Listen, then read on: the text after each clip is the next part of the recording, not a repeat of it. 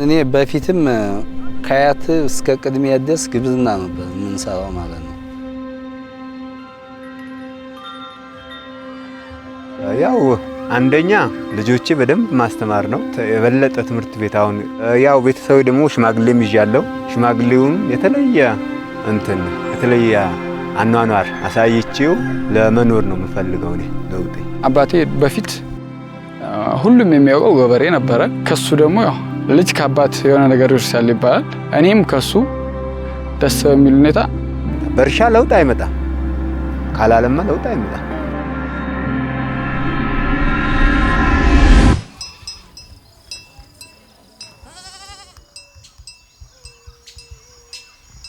የተለያየ ዘሮች ምናምን ሞክር ነበር፣ ግን ያው ትንሽ የተወሰነ As we know, Ethiopian farmers have resources, but they lack the technology and the know-how to produce better vegetable products. TOF program created access for Israeli transformative improved agricultural technologies and know-how for the farmers. አባቴ ከዛ በፊት የዚህ አይነት ቴክኖሎጂ አልነበረም። ሲስተሙ ጉልበት አይጠይቅ፣ ምን አይል፣ አካፋ መያዝ የለ፣ ሞተር አስነሳ ቆመ ሌላ ስራ መስራት ትችላለህ። በጣም ትልቅ ድጋፍ። ጠብታው ከመጣ ወዲህ የተለየ ለውጥ አግኝተንበታል። We donate seeds to the unions that sell them to the farmers, and then with the money they get from the farmers, they buy another bulk of seeds. This way we establish a market linkage. This also the climate smart technologies that we are introducing not only for increased production and productivity. Whenever you do things, you need to protect the future as well. ለኔ በጣም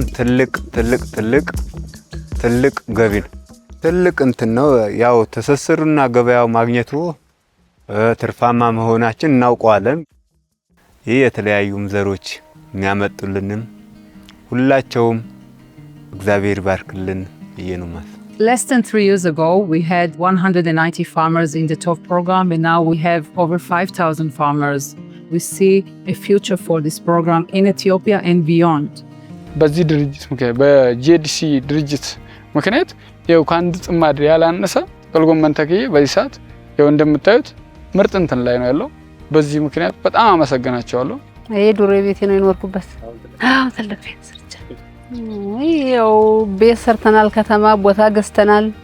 ብዙም ነገር ማድረግ እንችላለን። በቃ ያው ትልቅ ለውጥ እናመጣለን ብዬ ነው የማስበው። ልጆቻችንም ይቀየራሉ፣ ቤተሰቡም ይቀየራሉ ብዬ ነው የማስበው እኔ።